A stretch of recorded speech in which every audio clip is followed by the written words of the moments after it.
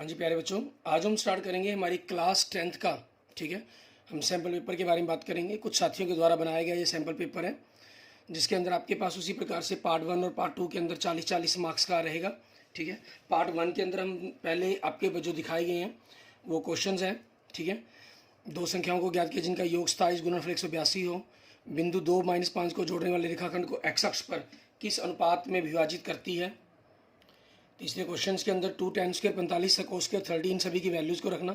ऐसे ही आपको कुछ क्वेश्चन दिए गए हैं। हम जो मेनली आज की इस वीडियो के अंदर बात करेंगे वो हम पार्ट सेकंड पर बात करेंगे। ठीक है ना, पार्ट सेकंड के हमारे पास जो क्वेश्चन है ऑब्जेक्टिव उन पर बात करेंगे। हम अभी लाइव इसको सॉल्व कर रहे हैं और लाइव ही आपके पास सॉल्व करेंगे। बाई चांस किसी क्वेश्चन को करते हुए मिस्टेक हो जाती है, ठीक है, कैलकुलेशंस के अंदर, तो आपको उसका जो आंसर है वो डिस्क्रिप्शन में मिल जाएगा। निम्न में से अपरिमेय संख्या को छांटिए। आपके पास वर्गमूल 14। ठीक है, यदि 336 और 54 का HCF 6 है तो एलसीएम क्या होगा।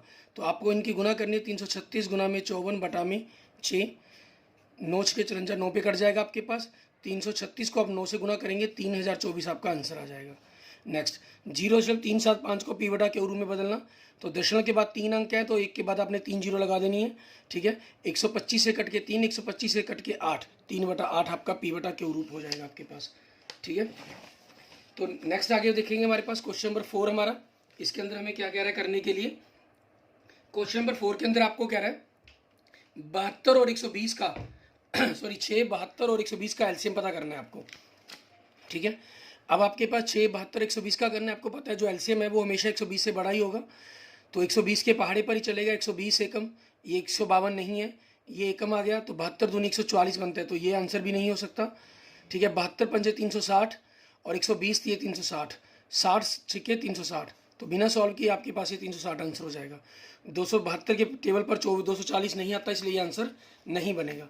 Next 2x square minus 8x plus 6 के शून्यकों का योगफल। योगफल का फार्मूला क्या होता है, माइनस बी बटा में ए। बी कितना आपका -8 है। ठीक है, -8 को आपने 2 से भाग कर देना, माइनस माइनस प्लस हो जाएगा, 8/2 आपके पास क्या आ गया, 4 आ गया। नेक्स्ट दो शून्यकों का योग √2 और गुणनफल 7 है, तो द्विघात बहुपद बतानी है आपको क्या होगी। तो एक्स स्क्वायर योग कितना है माइनस योगफल √2x प्लस गुणनफल, तो आपका पहला ही ऑप्शन आपके क्वेश्चन का आंसर बन जाएगा। एंड के किस मान के लिए रैखिक समीकरण के अद्वितीय हल होंगे। अद्वितीय हल में क्या होता है, आपके पास पहले अनुपात x के 2/3, ठीक है, बराबर नहीं होंगे k/-5 के, तो इनकी गुना कर देंगे। ठीक है, हमें k का मान निकालेंगे, 5 को इधर गुना कर दिया, -10/3, तो k बराबर नहीं -10/3, ये आपका आंसर हो जाएगा। एंड नेक्स्ट क्वेश्चन देखेंगे, द्विघात समीकरण 3x square minus 4 √3x plus 4 के मूलों की प्रकृति निम्न में से किस प्रकार की होगी। प्रकृति तब पता कर सकते हैं हम जब हमारे पास उसका हम d का मान ज्ञात करेंगे। ठीक है, तो हम सबसे पहले तो d के मान को सॉल्व करेंगे। बी स्क्वायर मीन्स -4 √3 की स्क्वायर -4 गुना में 3 गुना में 4, आपके पास 4 का स्क्वायर 16, 16 थी 48, -48 जीरो। दो भिन्न भिन्न वास्तविक मूल होंगे, नहीं, जब डी जीरो होगा तो मूल तो बराबर बनेंगे, बराबर और वास्तविक आपके पास, इट मीन्स सी आंसर हो जाएगा आपका। नेक्स्ट x प्लस वाई बराबर में 14, x/3 प्लस y/2 बराबर 6। ऑप्शन दिए गए हैं 8 और 6 14, 8 और 6 14, 9 और 5 14, सभी आपके पास आंसर बन सकते हैं। पहली समीकरण को दूसरी समीकरण को चेक करेंगे। x को मतलब 6 को हम 3 से भाग करें, 6 को 3 से भाग किया 2 आ गया, 8 को 2 से भाग किया तो 4 आ गया, दोनों का जोड़ 6 सही आ रहा है, इट मीन्स पहला ही आपका आंसर हो जाएगा। नेक्स्ट 10वां क्वेश्चन देखेंगे, द्विघात समीकरण 6x स्क्वायर -x - 2 के मूल बताने हैं आपको। ठीक है, मीन्स आपको इसके गुणनखंड बताने हैं कि 6x square -3x plus 2x - 2, नहीं सॉरी गुना करके 12 है, जोड़कर 1 आए तो 4 और 3 बनेगा आपका, 4 3 12। ठीक है, आप यहाँ से 2x कॉमन निकालते हैं, 2x कॉमन निकालेंगे, यहाँ से आपके पास 3x - 2 बचेगा प्लस 1 कॉमन, तो 2x - प्लस 1 3x - 2, ये आपके गुणनखंड बन जाएंगे। गुना करके देख सकते हैं 6x square plus 3x - 4x - x हो जाएगा -2 आपके पास। के किस मान के लिए द्विघात समीकरण के दोनों मूल बराबर होंगे। दोनों मूल बराबर मतलब b की घात 2 -4 गुना a गुना c बराबर में 0, तो k कितना हो गया, 5 से 15, 15 चौके 60। ठीक है, 60 का वर्गमूल करेंगे प्लस माइनस के अंदर, ठीक है। और प्लस माइनस के अंदर आपके गुणनखंड आएंगे तो 2 दूनी 4, 4 तिये 12, 12 पंजे 60, तो प्लस माइनस 2√60 बन जाएगा आपके पास। वैसे भी प्लस माइनस के अंदर आपको सी ऑप्शन दिया गया, तो ये आपका आंसर हो जाना था। नेक्स्ट क्वेश्चन नंबर 12, ठीक है। आपके पास रैखिक समीकरणों के कोई हल नहीं है, कोई हल नहीं है, तो 1/2, 2/k बराबर, यहाँ तो दिया ही नहीं कि आपके पास ये 0 है, 0/5, ये तो बराबर नहीं होना चाहिए, और ये दोनों बराबर होनी चाहिए। दोनों बराबर कब हो सकते हैं? जब अनुपात सेम हो। ये 2 है तो k कितना होना चाहिए? 4 होना चाहिए आपके पास। k के किस मान के लिए होगा? 4 के लिए। -1, 3, 7 का सार्वंतर क्या होगा? ठीक है, सार्वंतर मीन्स इन कितने बढ़ रहे हैं, ये माइनस वाले में दिक्कत हो रही है तो 3 और 7 से चेक कर सकते हैं। 4 का अंतर आ रहा है और 4 प्लस हो रहे हैं, बढ़ रहे हैं, तो +4 रहेगा। नेक्स्ट एपी दी गई 3, 8, 13, 18 का कौन सा पद 78 होगा? ठीक है, मीन्स आपके पास nवा पद दिया गया 78, ए कितना है 3 प्लस n-1, डी कितना है 5। 3 को हम लेके घटा देंगे 75, 75 को 5 से भाग करेंगे, ठीक है, 15, 15 में 1 जोड़ेंगे 16। आपके पास कौन सा पद बनेगा? ये 16वां पद बनेगा।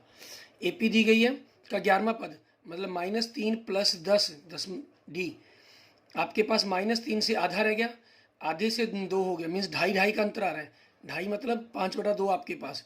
इनको काट दिया 5 × 25, 25 से -3 + 25 तो 22 आपका आंसर आ जाएगा। प्रथम 20 धन पूर्णांकों का योगफल बताना है आपको। प्रथम धन पूर्णांक मतलब 1, 2, 3, ठीक है, इस प्रकार से आपको 20 तक का जोड़ बताना है कि कितना बनेगा आपके पास। ठीक है, क्लियर? ये आप चाहे फार्मूला अप्लाई करें, ठीक है, चाहे मतलब कि सीधा भी याद रख सकते हैं। 210 होता है आपके पास। सभी डैश त्रिभुज समरूप होते हैं, सभी समबाहु त्रिभुज इक्विलेटरल ट्रायंगल आपकी समरूप होती हैं हमारे पास। क्लियर? और आगे देखते हैं हम 17 क्वेश्चन। 17 क्वेश्चन आप देख सकते हैं अभी तक हमने 6 मिनट के अंदर, लगभग 7 मिनट के अंदर सॉल्व कर लिया। मीन्स जहाँ मैं आपको एक्सप्लेन भी कर रहा हूँ और बड़ी आसानी से हम क्वेश्चनों को सॉल्व करते जा रहे हैं। फिर भी अगर आपको कोई इसके रिगार्डिंग कोई प्रॉब्लम है, ठीक है, तो आप मुझसे कमेंट करके फिर भी दोबारा पूछ सकते हैं। और अगर आपने अभी तक मेरा यूट्यूब चैनल सब्सक्राइब नहीं किया तो सबसे पहले मेरा यूट्यूब चैनल जरूर सब्सक्राइब करें। ठीक है, वीडियो को शेयर करें अपने दोस्तों मित्रों के साथ, ठीक है, और लाइक भी जरूर करें। इसमें देखिए आपके पास DE समानांतर BC दिया गया, ये 2.5 है, ये 5 है, तो ये 1.5, तो ये कितना हो जाएगा? 3 हो जाएगा आपके पास। ठीक है, यदि 2 समरूप त्रिभुजों की भुजाओं का अनुपात 2:5 हो तो क्षेत्रफल होगा, इनका वर्ग कर देंगे, 2 का वर्ग 4, 5 का 25, तो 4:25 हो जाएगा आपके पास। O के अंदर वाले वृत्त पर TP और TQ 2 स्पर्श रेखाएं इस प्रकार से हैं। ठीक है, मीन्स TP और TQ, तो ये T हो गया, ये P और Q हो गया। कौन POQ, ये आपको 115 डिग्री का दिया गया, तो ये कौन? इन दोनों का जोड़ 180 डिग्री होता है। ये 115 का, तो ये कितने का होगा? 65 का। यहाँ आकृति नहीं दी हुई, शब्दों के अंदर आपको क्वेश्चन बुझा रहा है। नेक्स्ट, वृत्त के बाहर स्थित बिंदु से वृत्त पर कितनी स्पर्शरेखाएं खींची जा सकती हैं? बाहर बिंदु से आप ऊपर करके दें, कितनी स्पर्शरेखाएं खींच सकते हैं हम? 2 स्पर्शरेखाएं खींच सकते हैं। एक बिंदु ए से जो एक वृत्त के केंद्र से 5 सेंटीमीटर की दूरी पर है, एक वृत्त के बिंदु ए से जो वृत्त के केंद्र से 5 सेंटीमीटर की दूरी पर है, वृत्त की स्पर्श रेखा की लंबाई 4 दे रहा है। ठीक है, त्रिज्या वृत्त की स्पर्श रेखा और लंब डालती है, 90 डिग्री का कोण आती है, तो ये जो आपकी जो दूरी है ये आपके लिए कर्ण का काम करती है। ये 5, ये 4, तो ये कितना होगा? 3, क्योंकि आपको पता है 3, 4, 5, ये एक पाइथागोरस ट्रिपलेट आपके पास, जैसे मैंने पहले भी कहा हुआ है, 3, 4, 5, 6, 8, 10, ठीक है, 7, 24, 25, 5, 12, 13, ये कुछ पाइथागोरस ट्रिपलेट है जिनको आप डायरेक्ट याद रखेंगे। सबसे बड़ी भुजा इसके अंदर कर्ण होनी चाहिए, या ये दोनों भुजाएं आपके बिना कर्ण की होनी चाहिए। जो भी आपको गिवन उसके अकॉर्डिंग आप चेक कर सकते हैं। तो इसका आंसर आपके पास क्या बन जाएगा? वृत्त की त्रिज्या कितनी होगी? 3 सेंटीमीटर आपके पास। नेक्स्ट 23वां क्वेश्चन, यदि त्रिभुज में किसी एक भुजा का वर्ग अन्य 2 भुजाओं के वर्गों के योग के बराबर हो तो पहली भुजा का सम्मुख कोण कितने डिग्री का होगा? मीन्स वही पाइथागोरस को एक उल्टा देख आपको कंसेप्ट देखें। कौन पूछ रहा है आपसे? एक समकोण त्रिभुज में ही होता है, एक भुजा का वर्ग अन्य 2 भुजाओं के वर्गों के योग के बराबर होता है। ठीक है, हमारे पास नेक्स्ट देखेंगे, बिंदु 2, 4 और 6, 8 वाले रेखाखंड का मध्य बिंदु, दोनों को जोड़कर आधा कर देना है। 2 और 6 का जोड़ 8, 8 का आधा 4, 4 और 8 का जोड़ 12, 12 का आधा 6।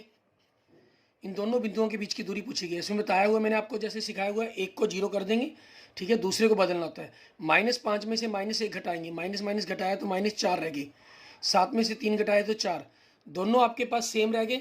ठीक है, प्लस माइनस जिस मर्जी फॉर्म के अंदर, तो डायरेक्ट आप, मैंने आपको कहा हुआ है A प्लस माइनस A, कोई भी निशान हो कोई दिक्कत नहीं। तो इसके बीच आपके पास मूल बिंदु से दूरी, मतलब 0, 0 से दूरी A√2 होती है डायरेक्ट, क्योंकि हम ये जो खत्म करते हैं उसको हम डायरेक्टली एक प्रकार से मूल बिंदु बना देते हैं और इसको बदल लेते हैं। तो इसका जो आंसर बनेगा आपका 4 वर्गमूल 2 बन जाएगा। बिंदु एक्स वाई और क्यू 0 0 के बीच की दूरी बिल्कुल वही सेम, एक्स का वर्ग वाई का वर्ग का वर्गमूल, ये आंसर आ जाएगा आपके पास। ठीक है, आपके पास अगर मान लो ये अलग अलग होते तो आप इसी का यूज़ करते कंसेप्ट का। बिंदु -3 10 और 6 -8 को जोड़ने वाले रेखाखंड को बिंदु -1 6 किस अनुपात में विभाजित करेगा। ठीक है, -3 10 आपके पास और 6 -8, इसको जो जोड़ रहा है -1 6 बिंदु निर्देशांक है उसके। आप इसमें एक दूरी को चेक भी करना चाहें तो -3 -1 ये कितने का अंतर होगा 2, -1 और 6 ये कितने का अंतर होगा 7। ठीक है, आप ये इनके बीच में भी देख सकते हैं, वाई के बीच में 4 का अंतर है, 4 और -8 14 का अंतर है, तो 2 अनुपात 7 बनते हैं। एक तो तरीका आपका अनुपात निकालना होगा, दूसरा आप इसका डायरेक्ट कंसेप्ट का यूज़ कर सकते हैं। ठीक है, 2:7, क्योंकि यहाँ आपको आंसर बताना है, आपको इससे मतलब नहीं है कि आपने क्वेश्चंस को कैसे सॉल्व किया, किस प्रकार से अंत किया। नेक्स्ट 3 cot थीटा बराबर में, cot थीटा यहाँ से देखिए आपके पास 2/3 है, आपसे 10 का मान पूछ रहा है, तो इसको उल्टा देंगे हम, 3/2 आपके पास 10 का मान हो जाएगा। 6 कॉमन निकाल दें अगर हम, तो सेकेंड -10 स्क्वायर ये आपका 1 होता है, तो 6 को 1 से गुना करके 6 आंसर आ जाएगा आपके पास। 2 10 60 1 + 10 स्क्वायर 60, एक तरीका तो आपका फार्मूला इसके अंदर मान भरकर आप सॉल्व कर सकते हैं उस तरीके से। दूसरा आपके पास इसके अंदर हमारे अगर हम डायरेक्ट फार्मूला भी अप्लाई करना चाहें तो आप डायरेक्ट फार्मूला भी अप्लाई कर सकते हैं। मान लीजिए अगर आप फार्मूला अप्लाई नहीं कर रहे हैं तो वैल्यू पुट कर दीजिए। ठीक है, 2 10 60 अगर आपने मतलब डायरेक्ट फार्मूले वाले नहीं सीखे हुए हैं तो आप इस प्रकार से भी कर सकते हैं। 10 60 आपका 2√3 हो गया, 2 का 2 10 60 की वैल्यू √3, 1 + 10 60 की वैल्यू √3 प्लस स्क्वायर 3 हो जाएगा, तो 2 2 4 √3/2 वैल्यू आ गई। अब √3/2 वैल्यू किसकी होती है आपके पास, हमें मेन ये पता होना चाहिए। ये sin 60 की वैल्यू होती है, cos 60 की 1/2 होती है, tan 30 की 1/√3 होती है और sin 30 की 1/2 होती है, तो sin 60 हो जाएगा।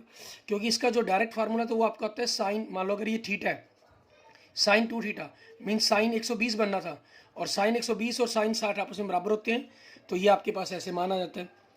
क्योंकि 120 वाले आपके कौन सिलेबस में से सवाल काटे गए हैं, तो इस कारण हम इनको बारे में नहीं जानकारी दे रहा। अगला 6 सेंटीमीटर त्रिज्या वाले एक वृत्त के एक त्रिज्या खंड का क्षेत्रफल ज्ञात कीजिए जिसका कोण 60 डिग्री हो। ठीक है, तो पाई आपके पास कोण 60 डिग्री हो गया, और त्रिज्या 6 होगी, कोण 60 डिग्री हो गया, बटा में 360 कट गया 6 पे, 6 से 6 कट गया, तो 6 पाई आपके पास।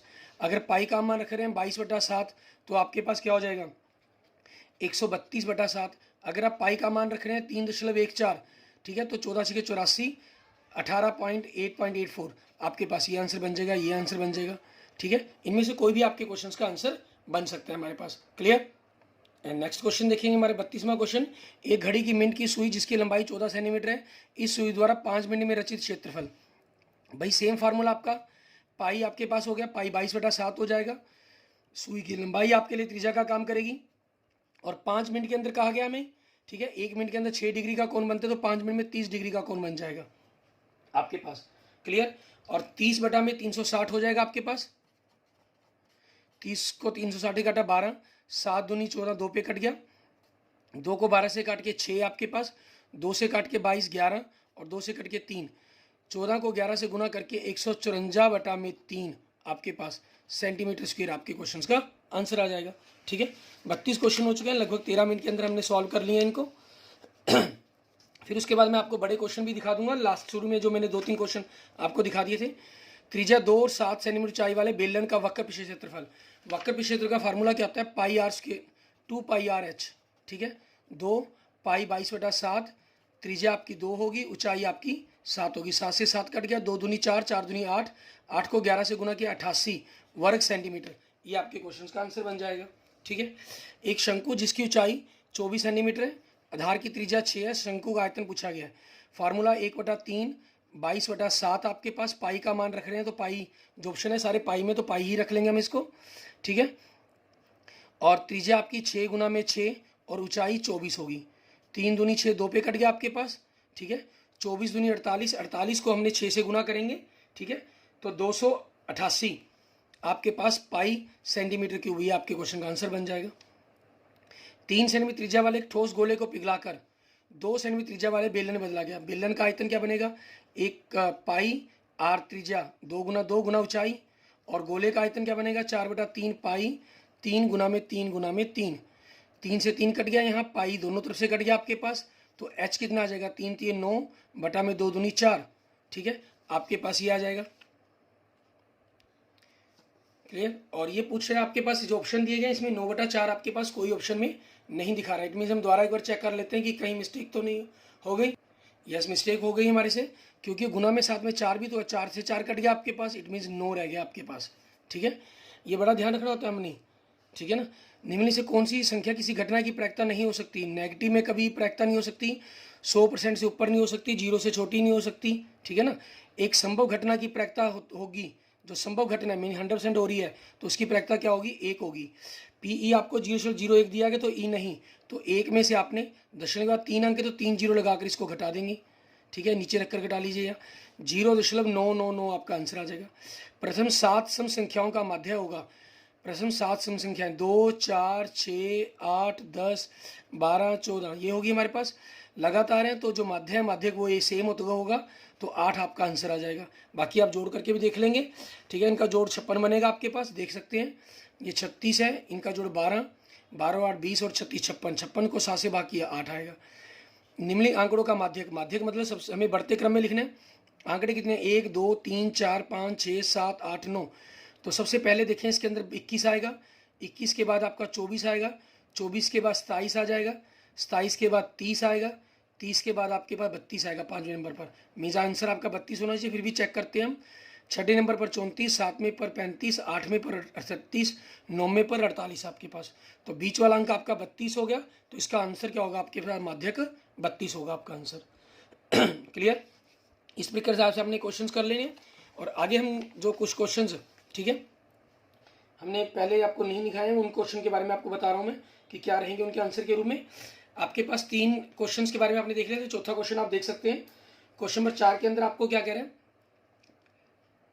क्रमशः 6, 8, 10 सेंटीमीटर त्रिज्या वाले धातु के 3 गोलों को पिघलाकर एक बड़ा गोल बनाया गया है। उस गोले की त्रिज्या ज्ञात करनी है। पासे को एक बार फेंकाते हैं, निम्नलिखित प्राप्त करने की प्रायिकता ज्ञात करनी है। भाज्य संख्या, विषम संख्या। किसी भिन्न के अंश और हर दोनों में 2 जोड़ दिया तो 9/11 होती है। 3 जोड़ दें तो 5/6, तो भिन्न ज्ञात करें। 10 और 250 के बीच में 4 के कितने गुणज होंगे? 10 मीटर लंबी एक सीढ़ी दीवार पर टिकाने पर भूमि से 8 मीटर ऊंचाई पर एक स्थिर खिड़की तक पहुंचते दीवार के आधार से सीढ़ी के निचले सिरे की दूरी ज्ञात कीजिए।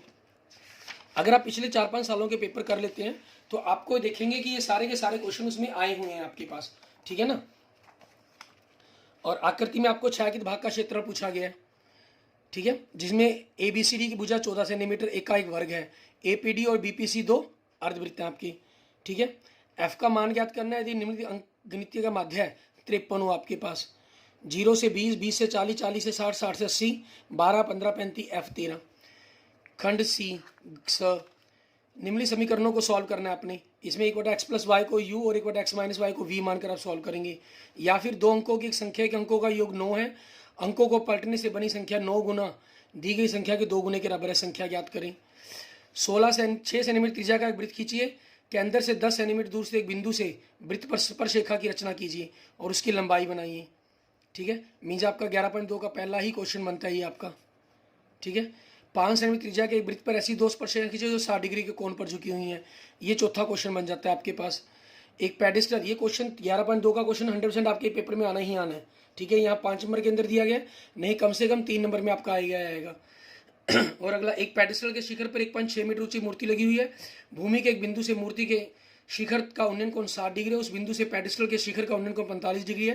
पेडिस्टल की ऊंचाई ज्ञात कीजिए। Okay, thank you friends, thank you students. अगर आपको मेरी वीडियो अच्छी लगे तो इसको लाइक करें, अपने दोस्तों मित्रों के साथ जरूर शेयर करें। ठीक है, या एक सैम्पल पेपर है, ऐसा ही एक सैम्पल पेपर मैं आपको 1-2 दिनों के अंदर फिर आपके साथ शेयर करूंगा। ठीक है, और आपकी जिस प्रकार से आपकी जो पेपरों की तैयारी है वो बड़े अच्छे तरीके से कवर हो जाएगी। क्लियर। और उससे पहले कि अगर आपने मेरा यूट्यूब चैनल विजय जाखल बंसल मैथ को नहीं सब्सक्राइब किया तो please subscribe my YouTube channel Vijay Jakhal Bansal math, और अपने इसे वीडियो को अपने दोस्तों मित्रों के साथ जरूर शेयर करें ताकि उनको इसका भी बेनिफिट मिले। Okay, thank you friends, thank you students.